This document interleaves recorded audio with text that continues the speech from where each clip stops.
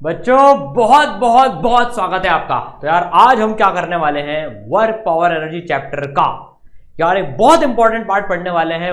Work done bye constant forces and variable forces. जब forces constant होती हैं तो कैसे वर्क निकालते हैं और वेरिएबल होती है तो कैसे निकालते हैं। इस लेक्चर के बाद आपका एक कॉन्सेप्ट पूरी तरह से क्लियर हो जाएगा। ये class 11th 12th JEE NEET सारे बच्चों के लिए रेलेवेंट है। बिल्कुल बेसिक से चालू करेंगे और आपके एग्जाम लेवल तक की प्रॉब्लम तक इसमें हम जाएंगे। जैसे यार देखो, एक लेक्चर आपने पहले भी देखा था बेसिक्स का, जिसमें वर्क कैलकुलेट करना सिखाया था, ठीक है ना। ये कांस्टेंट फोर्स और वेरिएबल फोर्स का लेक्चर होने वाला है बच्चों, ठीक है। तो यार वर्क डन फटाफट से रिकैप कर लेते हैं 2 मिनट्स। वर्क डन हमने क्या सीखा था कि यार किसी फोर्स का होता है, जब किसी ऑब्जेक्ट पे लगती है उसका डिस्प्लेसमेंट उसके साथ डॉट प्रोडक्ट ले लेते हैं।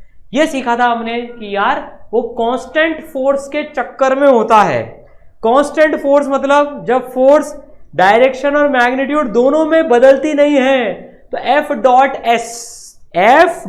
एस ये वर्क डन की डेफिनेशन में पढ़ी थी। अब आज इस लेक्चर में मैं आपको बहुत सारी ट्रिक्स भी बताऊंगा, कैसे फटाफट से कैलकुलेट करते हैं, टाइम कैसे बचाना होता है, क्वेश्चंस में क्या अप्रोच रखनी होती है जिससे कि आप क्वेश्चंस यूं चुटकी में सॉल्व कर पाओ, आपकी गलती नहीं हो। मतलब इस लेक्चर को देखने के बाद में आप गलती करना 70-80% कम कर दोगे, क्योंकि हम पूरे लॉजिकल तरीके से क्वेश्चन करना सीखेंगे। फिजिक्स वही जो आपको दीवाना बना देगी, ये मेरी गारंटी है, ठीक है। चलो लेट्स स्टार्ट। तो यार एक क्वेश्चन से स्टार्ट करते हैं। और सर क्या बात कर रहे हो, क्वेश्चन से कौन स्टार्ट करता है सर, खतरनाक हो जाएगा क्वेश्चन से स्टार्ट करना। तो देखो एनिमेशन देखते हुए अपन स्टार्ट करेंगे, है ना। देखो आपको फील आएगी, पूरा चीजें चलेंगी। यहां पर ऐसा नहीं होगा इमेजिन करो कि यार ब्लॉग ऐसे जा रहा है, नहीं, एक्चुअल में चलेंगे ताकि आपको फिजिक्स से मोहब्बत होना चालू हो जाए। और जिसकी मोहब्बत होना चालू हो गई वो कमेंट में जरूर बताना सर मोहब्बत होना चालू हो गई है, और लिख भी देना सर फिजिक्स से, नहीं तो घर वाले जो है पीट देंगे अगर आपका कमेंट पढ़ लिया उन्होंने तो आधा अधूरा लपड़ नहीं पड़ जाए आपको फिर, है ना। तो पूरा लिखना सर फिजिक्स से मोहब्बत होना चालू हो गई है। चलो अब यार ये एम मास का एक ब्लॉक है, मस्त इंक्लाइन पे पड़ा हुआ है। इंक्लाइन महाराज थीटा एंगल पर है। ये हाइट एच, इसको अपन टपकाने वाले हैं। हाइट एच ये वर्टिकल हाइट है, ठीक है ना। तो ये बोल रहा है find the work done by the mg force जो ग्रेविटी लग रही है नीचे की तरफ, जब ये ब्लॉक पूरा नीचे इंक्लाइन तक आ गया तो कितना वर्क हुआ। सर ये तो सिंपल है, बचपन से याद है, मुझे पता है आपको इसका आंसर याद है, mgh। भाई वो कैसे आता है, और मैं आपको फिर ऐसा टफ क्वेश्चन कराऊंगा ना, वो होएगा नहीं, इसलिए इस पार्ट को भी ढंग से देखना पहले। तो देखो ये स्लाइड होकर जो है पूरा ये ब्लॉक नीचे आ गया, वाह क्या बात है, स्लाइड होकर नीचे आ गया। ये इनिशियल पोजीशन थी, ये इसकी फाइनल पोजीशन है। तो यार फोर्स वर्क डन निकालना है, तो फोर्स देखो mg नीचे की तरफ लग रहा है, बिल्कुल बेसिक से पढ़ रहे हैं अपन। ये देखो mg फोर्स नीचे लग रहा है।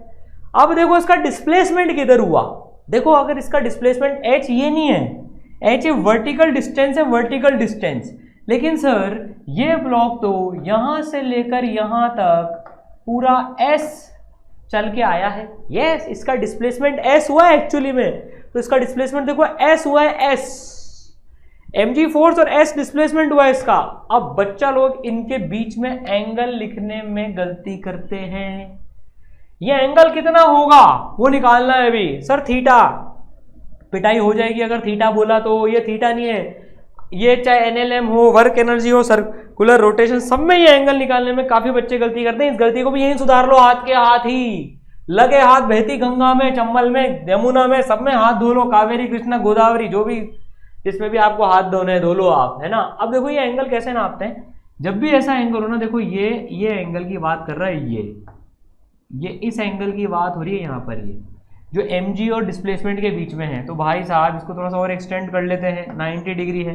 ये थीटो है, थीटो, तो ये एंगल कितना हो गया, ये 90 डिग्री है, ये थीटा है। तो यार टोटल मिला के 180 है, दिस और दिस मिला के 180 है। तो 180 में से माइनस कर दो इन दोनों को, तो ये एंगल आ जाएगा। तो 180 degree minus 90 degree plus theta, दोनों को जोड़ लिया, 180 में से माइनस कर लिया, तो 90 माइनस थीटा एंगल आ गयो। ये एंगल 90 माइनस थीटा आ गया। चेक कर लो, तीनों को सम करके 180 आ रहा है। यस 180 आ रहा है। तो 90 माइनस थीटा एंगल आ गया। तो ये थीटा नहीं है, 90 माइनस थीटा है, ध्यान से रखना इसको। अब वर्क डन निकालते हैं, देखो अपन अब वर्क डन निकालते हैं अपन, है ना। सर ये क्या लंबा मेथड सिखा रहे हो हमको, तो रटवा दिया गया था कि एमजीएच होता है, रटना नहीं है कुछ भी। एमजीएच आता कैसे, पहले उसकी जड़ तक पहुंचेंगे अपन, तभी तो समझ में आएगा एमजीएच कैसे आता है। हैं रटना तो नहीं, कोई रट्टू तोते तो नहीं बनना है, हर बार मरते हो रट्टू तोते बनकर। अब नहीं रटना फिजिक्स को, मैं रटने नहीं दूंगा, पैर में जा दूंगा आपकी रटी तो। अब वर्क डन लिखते हैं, work done by gravity, W G, Parle G का जी नहीं है ये, ग्रेविटी का जी है ये, ठीक है ना। तो कितना होगा, फोर्स, शाबाश, डिस्प्लेसमेंट, शाबाश, cos, angle between force and displacement 90 minus theta, 90 minus theta is sine theta.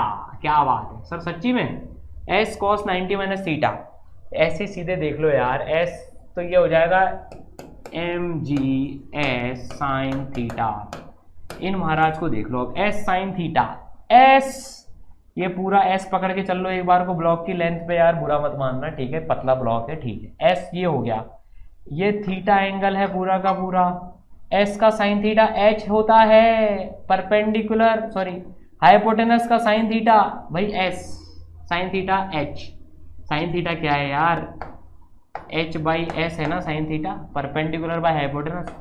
तो ये कितना आ गया work done, M G H, वो एम डी एच का ऐड आता है ना, एम डी एच, ये एम जी एच है। अब देखो एक चीज समझना इसमें, सर बचपन से रटते आ रहे हैं M G H, H height गिरा, तो इसको समझो, ये एम जी कॉन्स्टेंट फोर्स है कि नहीं है, हम work done bye constant force है। तो आपको एक ट्रिक बताता हूं अभी, एक ट्रिक जो सीखनी है, अगर कोई सी फोर्स कांस्टेंट लग रही है, मतलब मैग्नीट्यूड में भी नहीं बदल रही और डायरेक्शन में भी नहीं बदल रही पूरे रास्ते के दौरान, तो हम सीधे mg इनटू उस डायरेक्शन में जितना भी डिस्प्लेसमेंट हुआ है, उस डायरेक्शन में वर्टिकल डायरेक्शन में mg लग रही है, वर्टिकल में जितना डिस्प्लेसमेंट हुआ है वो डिस्प्लेसमेंट सीधे लिख दो।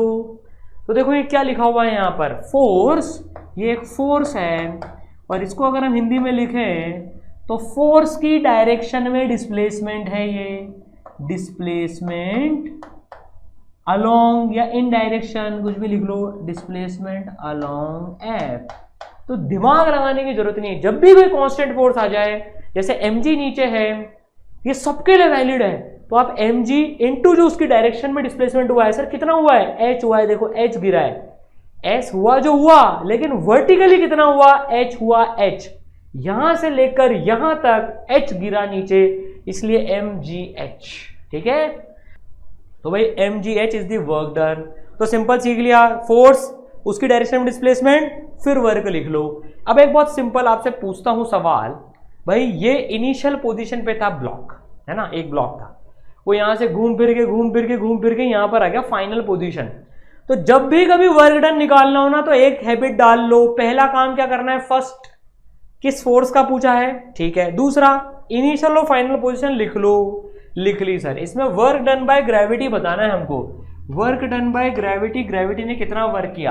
अब देखो इसको करने का तरीका, सर हलवा करवा रहे हो आप, अभी मैं ना करेले का हलवा करवाऊंगा इस क्वेश्चन के बाद में, सारे बच्चे गलती करते हैं उसमें, क्योंकि वो मेथड से काम नहीं करते, उसमें गलती नहीं हो, इसलिए जब गाजर का हलवा आए तब आराम से खाओ, मजे लेके खाओ, प्रोसीजर से खाओ, ताकि करेले का हलवा भी बादाम का हलवा, गाजर का हलवा लगेगा, ठीक है। अब मुझे इसमें ग्रेविटी का वर्क डन निकालना है, तो सर आपने बताया था ग्रेविटी का वर्क डन निकालना है, ग्रेविटी कांस्टेंट फोर्स है, कैसे भी गया हो टेंशन मत लो, सिर्फ ग्रेविटी की डायरेक्शन में जितना डिस्प्लेसमेंट हुआ हो उतना डिस्प्लेसमेंट मान के वर्क निकाल लो, ठीक है। तो भाई ग्रेविटी की डायरेक्शन में कितना हुआ है, तो मुझे हाइट डिफरेंस देखना पड़ेगा। अब हाइट डिफरेंस कैसे देखें, उसके लिए देखो भाई, हाइट डिफरेंस देखने के लिए मैं आपको एक स्ट्रैटेजी बताता हूँ, स्ट्रैटेजी क्या मतलब तरीका बताता हूँ। आप क्या है, जैसे आपको वर्टिकल में आपकी देखो mg फोर्स नीचे है ना, mg फोर्स नीचे है, अब आपको नीचे डिस्प्लेसमेंट देखना है, इसमें तो साफ दिख रहा है सर, नीचे कितना गिरा, h1 था पहले, फिर h2 हो गया, तो h1 माइनस h2, तो सर डिस्प्लेसमेंट नीचे हुआ h1 माइनस h2। अब मैं इन दोनों से वर्क डन लिख देता हूं, इन दोनों से मैं वर्क डन लिख देता हूं, तो वर्क डन बाय ग्रेविटी कितना हो गया, मैं यहां पर लिख देता हूं, work done by gravity, force कितनी है mg, डिस्प्लेसमेंट कितना हुआ नीचे h1 माइनस h2, इन दोनों के बीच में एंगल कितना है, भाई वर्क डन पॉजिटिव और नेगेटिव दोनों हो सकता है, अभी ब्लॉक नीचे आ रहा है, तो इन दोनों के बीच में एंगल बोलो कितना है, cos 0, दोनों सेम डायरेक्शन में पॉइंट कर रहे हैं, यो बेबी मतलब यो मैन जो भी है, ठीक है। तो mg h1 minus h2 cos 0, sir 0 कहाँ है बात का, ससुराल से आया क्या, अबे ससुराल से नहीं आया, ससुराल से तो दूसरी चीज आएगी, यहाँ से और यहाँ से ये दोनों जो है सेम डायरेक्शन में पॉइंट कर रहे हैं इसलिए 0 डिग्री है। वापिस आ जाओ, कई बच्चे ससुराल का नाम सुनते ही दूसरी जगह पहुंच चुके हैं, वापिस आओ नालायक हूँ, अभी तुम्हारा टाइम नहीं है ससुराल के बारे में सोचने का, है ना, तुम्हारे टीचर ही बहुत है उसके लिए। mg h1 minus h2 cos 0, cos 0 लिखने की हैबिट शुरू से रखना, क्योंकि जब ब्लॉक ऊपर जाता है ना तब cos 180 हो जाता है, -1 आता है उसमें, इसमें तो 1 आएगा, ठीक है। mg h1 माइनस h2 आ गयो। अब स्टैंडर्ड मेथड सुनो, सर आ गया सिंपल, आप मेथड क्यों सिखा रहे हो, अबे तुम्हारी गलतियां नहीं होंगी इसलिए सिखा रहा हूं। देखो ग्रेविटी किधर लग रही है, वर्टिकल में लग रही है, वर्टिकल में कितना डिस्प्लेसमेंट हुआ ये जानने के लिए ना हॉरिजॉन्टल लाइन खींच लिया करो इनिशियल और फाइनल लेवल पे।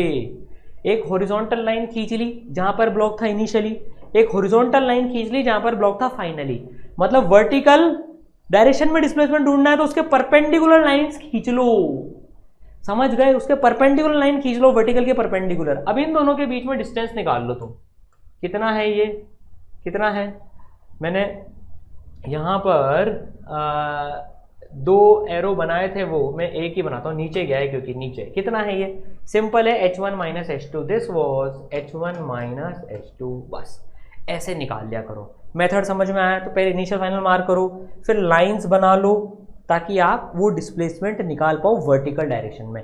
वर्टिकल में निकालने के लिए हॉरिजॉन्टल लाइन बनानी पड़ती है, ठीक है। चलिए इसमें बताइए, फटाफट से बता दो mg का वर्क डन, m वहां से इसका तुरंत sir 5 minus 2 3 mg3, yo man आ गया मेरा आंसर।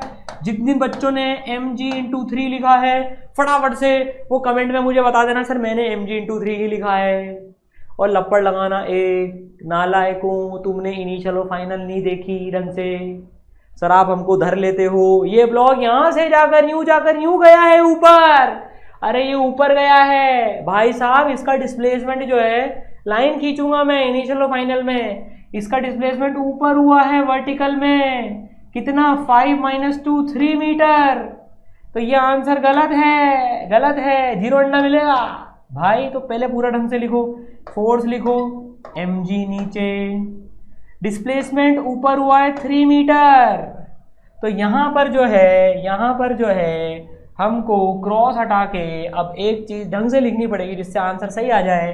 mg और 3 में एंगल कितनों है भाया, 180 है भाया, 180 डिग्री है, mg और 3 में एंगल 180 डिग्री, अपोजिट वेक्टर से दोनों 180 डिग्री है, और cos 180 0 बोला ना किसी ने तो ससुराल से बहुत चीजें आ जाएंगी वापस से, अरे -1 है तो माइनस mg इंटू 3। ससुराल का नाम सुन के कई बच्चों के चेहरे पर हंसी आ गई एकदम, है ना, अरे नालायक को पढ़ लो पहले। तो ग्रेविटी ने -mg3 वर्क किया क्योंकि ब्लॉक ऊपर गया है, ग्रेविटी नीचे लग रही थी, ब्लॉक ऊपर है तो वर्क डन नेगेटिव है, आ गया समझ में। अब आप प्रिपेयर्ड हो थोड़ा सा टफ लेवल का क्वेश्चन करने के लिए। अब देखो तो क्या सीखा, कांस्टेंट फोर्स हो उसकी डायरेक्शन में डिस्प्लेसमेंट लिखो, cos 0 cos 180 का ढंग से ध्यान रखना। अब एक बहुत प्यारा क्वेश्चन करते हैं, ग्रेविटी का वर्क डन बताना है, WG question mark, work done by gravity. Animation देखना, विजुलाइज करना, ये एक पेंडुलम है, पेंडुलम को हॉरिजॉन्टल छोड़ दिया हमने, छोड़ दिया, जैसे दुनिया आपको छोड़ देती है जब आप फेलियर होता है, वैसे हमने इस पेंडुलम को छोड़ दिया कि तू और नीचे आ जा, पर हम ऐसा नहीं करते, आपको पकड़ के रखेंगे, हम ऊपर लेके जाएंगे आपको, पर ये आपको दुनिया ने छोड़ दिया पेंडुलम की तरह से, ये नीचे आई और यहां तक वर्क डन बाय ग्रेविटी निकालना है। तो देखो कैसा था, एक बार वापस विजुलाइज करो, ये आई, सर कौन आई, नालायक को पेंडुलम की बात हो रही है यहाँ पर, ये नीचे गई, ठीक है। देखो ये एंगल थीटा है, अब देखो ये इनिशियली ऐसे थी, मैंने इनिशियल पोजीशन बना दी यहाँ पर, है ना, ये इनिशियल और फाइनल, ये थीटा। वर्टिकल सर्कुलर मोशन में इसका बहुत काम आता है, ये वर्क डन बाय ग्रेविटी निकालने का, जिसको अब देखो यहाँ पर स्टेप्स आपके सबसे ज़्यादा मदद करेंगी। अब आप 2 मिनट लो, वीडियो पॉज करो, और जो मेथड मैंने सिखाया है, हॉरिजॉन्टल लाइन मार्क करो इनिशियल लेवल पे, फाइनल लाइन मार्क करो इनिशियल लेवल पे, दोनों के बीच में हाइट डिफरेंस निकालो, इस लेवल और इस लेवल के बीच में, और वर्क डन लिखो। 2 मिनट वीडियो पॉज करो और सॉल्व करो फिर आंसर चेक करना सही आया कि नहीं आया, और कमेंट में बताना सर मेरा आंसर सही आया है स्टेप्स फॉलो करके। ऐसे क्वेश्चंस में स्टेप्स इंपॉर्टेंट हो जाती है। वो हलवा नहीं है, ये गाजर का हलवा है। अगला क्वेश्चन नीम और गाजर, ये करेले का हलवा है। अगला क्वेश्चन नीम और करेले का मिक्स करके मिलने वाला है आपको, समझ गए? तो भाई फटाफट से लिखो, इसमें 2 मिनट पॉज करो, लिखो। तो भाई जिन लोगों ने भाई अब पॉज करके देख लिया, मैं पहले आंसर लिख देता हूं ताकि जिन लोगों का आंसर आ गया वो इस पार्ट को भले ही चाहे तो स्किप भी कर सकते हैं, ये सॉल्यूशन वाले पार्ट को, इतने से पार्ट को, ठीक है? तो ग्रेविटी का वर्क डन का आंसर आएगा mg, ये आंसर लिख रहा हूं मैं, l cos theta. This is the answer. जिनका आ गया कमेंट में बता भी देना सर मेरा आंसर ठीक आया क्वेश्चन नंबर 1 का, इस वाले उसका, ठीक है? सर कैसे करेंगे इसको, चलो मैं प्रोसेस बताता हूँ। भाई mg का वर्क डन निकालना है तो पहले mg फोर्स का एरो बना के लिख लो, बिल्कुल कॉपी में भी ऐसे लिखा करो। अब देखो ये इसका इनिशियल से फाइनल तक मैंने हॉरिजॉन्टल लाइन खींच दी, इनिशियल लेवल पे फाइनल लेवल पे हॉरिजॉन्टल लाइन खींच दी। इन दोनों के बीच में डिफरेंस, मतलब यार ये पूछ रहा है, दिस इज दी h जो पूछी जा रही है बात, ये h पूछी जा रही है, मतलब ये पूछा जा रहा है यार, ये पूछा जा रहा है, ये वाला पार्ट पूछा जा रहा है।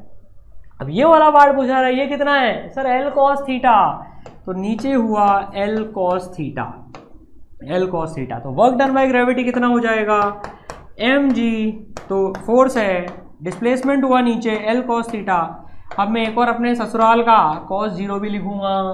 अरे भैया लिखना पड़ता है, ये और ये के बीच में एंगल cos 0 है, कंफ्यूज मत होना ये cos थीटा के चक्कर में। ये l cos थीटा तो h है, ये l cos थीटा तो h है, ठीक है? cos 0 मतलब 1, ये आंसर आ गया सबका आंसर। वेरी गुड, शाबाश, आप सही ट्रैक पर हो। अब एक टफ क्वेश्चन और ले लेते हैं ताकि कांस्टेंट फोर्स का वर्क डन एकदम पक्के तरह से आ जाए, ठीक है? अब एक क्वेश्चन और मैं लेता हूं बच्चों। भाई अब ये जो सवाल है भाई इनिशियल लेवल और फाइनल लेवल, अब ये है।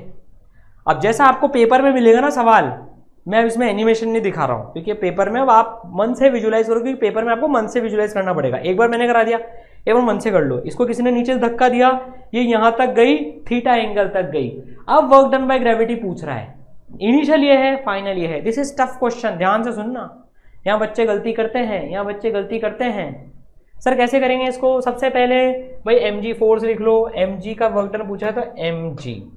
डिस्प्लेसमेंट कैसे निकालें? भर के गलती करते हैं बच्चे, यहाँ पर भर के गलती करते हैं। सर इसमें डिस्प्लेसमेंट कैसे निकलेगा? हॉरिजॉन्टल लाइंस बनाता हूँ मैं।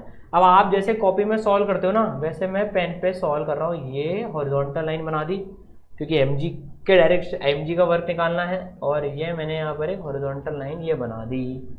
तो बेसिकली इन दोनों के बीच में जो डिफरेंस है ये h है, और इनिशियल से फाइनल, तो एरो इनिशियल से फाइनल h, तो ये हुआ भाई साहब h।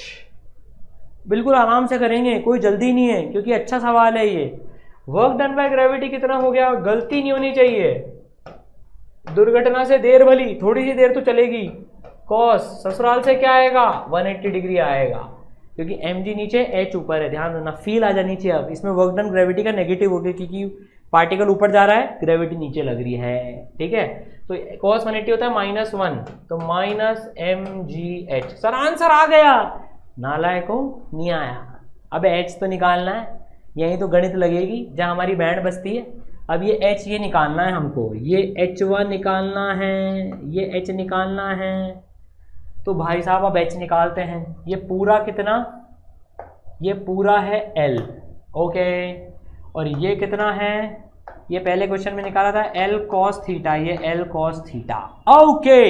लेवल बढ़ चुका है क्वेश्चन का, l और l cos थीटा। तो h कितना है? दिस माइनस दिस, तो h is equal to l में से माइनस करा l cos थीटा, तो h की वैल्यू पटक दो यहाँ पर as it is. l common निकाल लेना चाहो तो, नहीं तो कोई बात नहीं, l minus l cos theta. This is the answer, work done by gravity. ये बहुत काम आता है जब वर्टिकल सर्कुलर मोशन करते हैं अपन। क्वेश्चंस में आपको थीटा की वैल्यू भी दी जाती है, ठीक है? आ गए हो समझ में? तो कभी भी कांस्टेंट फोर्स का वर्क है, उस फोर्स के परपेंडिकुलर लाइनें खींचना इनिशियल फाइनल पे, डिफरेंस निकालना, डायग्राम बनाना, लिखना, गलती नहीं होगी। This is the process of doing cracking questions. मैं ऐसे ही करता था यार फिजिक्स में क्वेश्चंस, है ना? और यार जिसके मैं इस अप्रोच से मैं बहुत कॉन्फिडेंटली बोल रहा हूँ, मेरी ऑल इंडिया रैंक 41 लाने में तो इस अप्रोच का बहुत बड़ा यूज है। मैं यार हर चीज़ को खुद प्रोसेस में तोड़ लेता था कि जब क्वेश्चंस करने के प्रोसेस आते हैं ना, अच्छा ये फिर ये फिर ये, उससे क्या कोई चीज़ भूलते नहीं है अपन, ठीक है। चलिए, तो कांस्टेंट फोर्स का वर्क डन हमने पढ़ा। अब आता है वेरिएबल फोर्स का वर्क डन। कांस्टेंट तो पढ़ ही लिया सर, वेरिएबल फोर्स का वर्क डन निकालने के पहले कृपया ये बताने का कष्ट करें वेरिएबल फोर्स किसको कहते हैं, पहले तो पता करें। तो पहले वेरिएबल फोर्स की डेफिनेशन देखते हैं। अच्छा, आपको जब नोट्स बनाने हो ना तो मेरा वीडियो पॉज करके नोट्स लिख लिया करो, टाइम बचेगा ताकि वीडियो का। वेरिएबल फोर्स किसे कहते हैं? वेरिएबल मतलब बदलती हुई, है ना। तो जो बदल जाए वो वेरिएबल, जो ना बदले वो कांस्टेंट। मतलब कांस्टेंट का अपोजिट, विलोम शब्द, पर्यायवाची नहीं, विलोम शब्द। तो अगर force applying on a body is changing its direction और मैग्नीट्यूड और both, the force is said to be variable. अगर फोर्स, जो प्रोसेस है पूरा, मतलब जो मोशन हो रहा है उसके दौरान पे अगर अपना डायरेक्शन बदल ले या मैग्नीट्यूड बदल ले या दोनों बदल ले, देखो फोर्स के पास में दो चीजें हैं, हर वेक्टर के पास में दो चीजें होती है, एक तो मैग्नीट्यूड और डायरेक्शन। दोनों में से कोई एक बदल ले या दोनों बदल ले तो वो वेरिएबल फोर्स हो जाती है। तो मैग्नीट्यूड बदल जाए तो वेरिएबल, डायरेक्शन बदल जाए तो वेरिएबल, दोनों बदल जाए तो वेरिएबल वैसे ही है। कांस्टेंट होने के लिए दोनों सेम होना चाहिए। आ गए हो समझ में? डेफिनेशन नोट कर लेना, ठीक है। पीडीएफ दे दूंगा मैं, लेकिन फिर भी अपने नोट्स जो बना रहे नोट्स, वो नोट बना लेना। Right on. तो सर वेरिएबल फोर्स का वर्क कैसे निकालते हैं? अब देखो यार, वर्क की हमने डेफिनेशन क्या पढ़ी थी? जब वर्क की हमने डेफिनेशन पढ़ी थी, work done by force is defined as, ओ ये तो कहाँ पढ़ा सर हमने? ये अब पढ़ रहे हैं, हमने एफ डॉट एस पढ़ा था। लेकिन जब फोर्स वेरिएबल है तो हमको छोटा छोटा डिस्प्लेसमेंट कंसिडर करना पड़ेगा।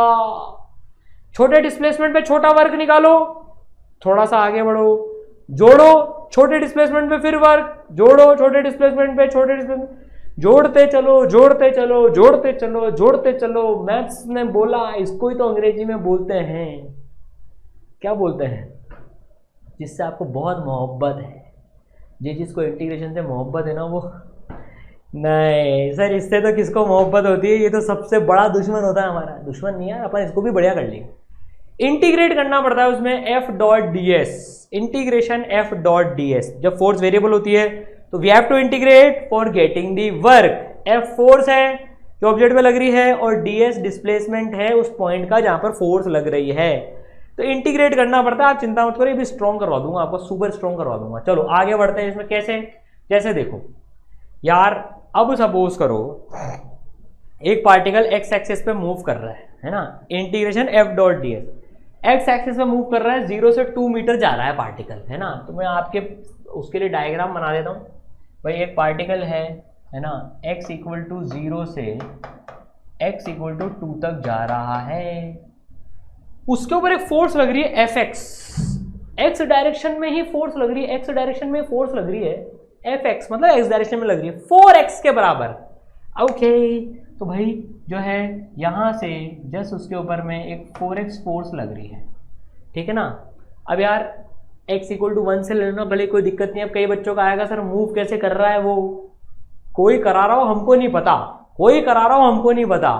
फोर्स है सर x इक्वल टू 0 पे, तो 0 फोर्स से कैसे मूव कर रहा है, कोई भी कर रहा हो, उससे हमें लेना देना नहीं है। लग रही है ये, और कोई भी लग रही होगी, मुझे नहीं पता, ठीक है ना। एग्जाम्पल सिंपल लिया है, 4x फोर्स लग रही है, इसका वर्क बताओ 0 से 2 मीटर तक जब ये गया, उसका वर्क बताओ। सर फोर्स कांस्टेंट है क्या? चेक करते हैं। यहाँ पर फोर्स का मैग्नीट्यूड जस्ट 0 है, x इक्वल टू 1 पे जाएगा तो 4 हो जाएगा, x इक्वल टू 2 पे जाएगा तो 8 हो जाएगी फोर्स। तो फोर्स कांस्टेंट नहीं है, मतलब f इज वेरिएबल। अब आपको पता पड़ गया ना कि f वेरिएबल है, तो आप simple work done by force बिना दिमाग लगाए f dot D S, force dot D S. अब यार x में ही है, dx भी डिस्प्लेसमेंट क्या है, डिस्प्लेसमेंट है dx आगे, फोर्स भी है आगे fx, दोनों के बीच में cos 0 है एंगल, cos 0 है दोनों के बीच में एंगल, तो fx dx। बस कहाँ से कहाँ तक, x इनिशियल से x फाइनल तक, x इनिशियल से x फाइनल तक, fx dx, fx dx, x की फोर्स dx। बस अब यहाँ पर वैल्यू डाल देते हैं, एफ एक्स की वैल्यू डालो पहले, एफ एक्स कितनी है 4x, इंटीग्रेट तो आप कर ही लोगे, dx कहाँ से शुरुआत हो रही है 0 से, कहाँ से कहाँ तक, कहाँ पहुँच रहा है वो 2 तक, बस इंटीग्रेट करना है इसको।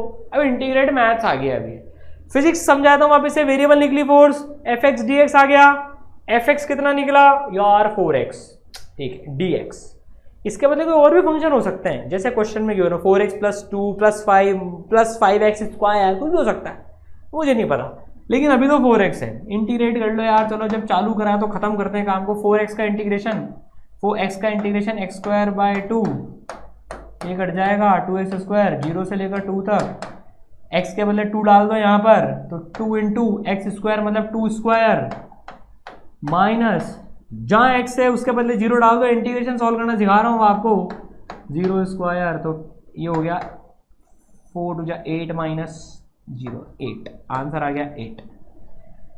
यूनिट नहीं लिख रहा हूँ जनरली, क्योंकि यहाँ भी मुझे यूनिट गिवन नहीं है, इसलिए 8 आंसर आ गए हो। आंसर 8 इंपॉर्टेंट नहीं है, इंपॉर्टेंट है ये समझना कि एफ एक्स डी एक्स आ गया। आ गए हो समझ में सर, आ गए हो समझ में, चलो आगे बढ़ते हैं अपना फटाफट। ओह ये क्या हो गया, ओ भाई साहब, ओ माय गॉड, अरे रे रे रे। अब देखो, अगर पार्टिकल अब 3 डायमेंशन में मूव कर रहा हो, एक्स वाई जेड, और फोर्स भी एक्स वाई जेड में लग रही हो, तो कैसा वर्क आता है, तो वर्क का एक्सप्रेशन ये आता है, F X D X, F Y D Y, F Z D Z. घबराओ मत, बड़ा देख के डरना नहीं, छोटा देख के लड़ना नहीं, ये बड़ा एक्सप्रेशन है पर बहुत सिंपल है। जो काम आपने एक्स में किया था वो सेम काम वाई में और सेम काम जेड में कर दो। ऐसे क्वेश्चंस भी कॉम्पिटिटिव एग्जाम्स में आ जाते हैं। बोर्ड में जनरली स्कूल वाले कम पूछते हैं, लेकिन कॉम्पिटिटिव एग्जाम में ये क्वेश्चन आ जाता है, आया हुआ है कई बार, इसलिए आना चाहिए।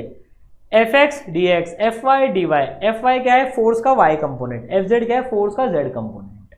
क्वेश्चन से समझाता हूं, तो F X D X, F Y D Y, F Z D Z, भाई ये इसके साथ, एक्स एक्स के साथ, वाई वाई के साथ, जेड जेड के साथ, ठीक है ना।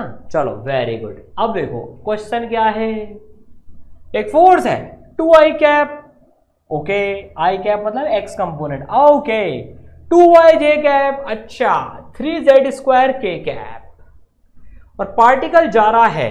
देखो क्वेश्चन में ढंग से समझना, फोर्स वेरिएबल है, यस, आई कैप जे कैप के कैप में है, तो मैं यहां पर लिख लेता हूं, ये महाराज है एफ एक्स, ये महाराज है जे कैप, देखो आई कैप के बगल वाली एफ एक्स, जे कैप के बगल वाली एफ वाई, के कैप के बगल वाली एफ जेड। लिख के बैठ जाओ ताकि झंझट नहीं जिंदगी में, है ना। पार्टिकल गोज फ्रॉम, यहां से यहां तक जा रहा है वो, अच्छा, तो ये है एक्स इनिशियल, ये है वाई इनिशियल, ये है जेड इनिशियल, ये है एक्स फाइनल, ये है वाई फाइनल, ये है जेड फाइनल। अब वर्क डन का फॉर्मूला चेप दो, वर्क डन का फॉर्मूला, चलो work done by force F क्या है, integration F X D X, practice के लिए लिख रहा हूं मुझे आता है, integration F Y D Y, integration F Z D Z, X initial से एक्स फाइनल तक। पहले फॉर्मूला लिख लिया करो हमेशा, 1 मिनट ज्यादा लगता है, ध्यान से सुना करो ये बातें भी सारी जो मैं इन बिटवीन द लाइंस बोल देता हूं, ठीक है ना, ये बहुत हेल्प करती हैं ये। ऐसे लिख दो पहले, अब वैल्यू डालते चलो, इसको इंटीग्रेट आप कर लेना, मैं आपको एक्सप्रेशन में छोड़ दूंगा लाके, है ना। एफ एक्स कितना है 2 dx, इंटीग्रेशन एक्स इनिशियल कितना है 1, एक्स फाइनल कितना है 2, प्लस एफ वाई कितना है, वाई कंपोनेंट है 2y dy, कहां से कहां तक, 2 से 3 तक, 2 से 3 तक। z कंपोनेंट कितना है फोर्स का 3z², 3z² dy, कहां से कहां तक, 1 से 0 तक, तो 1 0, ठीक है। अब सॉल्व कर लो यार, इसको सॉल्व कर लेना, फटाफट से सॉल्व करके बताता हूँ आंसर क्या आएगा इसका, ठीक है ना। 2 का इंटीग्रेशन 2x आएगा, कहां से कहां तक, 1 से 2 तक। 2y का इंटीग्रेशन y²/2, 2 से 2 कटेगा y²। यहां मत घबराना, मैथ्स में अटक जाओ, फिजिक्स तो आती है आपको, मैथ्स में मरोगे यहां पर, अगर मरोगे तो 3z², z² का z³/3, 3 से 3 कटेगा z³, है ना। टाइम बचाने के लिए जल्दी कर रहा हूं इसको मैं, 0। अब x की वैल्यू 2 डाल दो, 4 - 2 2, y की वैल्यू 3, 9 माइनस 4 5, z क्यूब की वैल्यू 0, फिर माइनस 1 क्यूब, तो 2 + 5 - 1 7 - 1 6, आंसर आ गया। ठीक है, तो इंटीग्रेशन में टेंशन मत लेना, इंटीग्रेशन आपसे सॉल्व हो जाएगा। देखो जब मैं आपको बढ़ा रहा हूं तो मैंने आपको जैसे बोला था यार अपन पूरा बेसिक लेवल से एकदम अच्छे लेवल तक जाएंगे। तो अब आपका वेरिएबल फोर्स को से भी आपको वर्क निकालना आ चुका है, कांस्टेंट से तो आता ही था और सीख भी लिया, बेसिकली वेरिएबल से भी आ गया। अगर समझ में आ गया तो कमेंट में जरूर बताना सर मजा आ गया, समझ में आ गया। और जितने भी मैंने आंसर वगैरह बोले वो मेरे को सब कमेंट में चाहिए। All the best.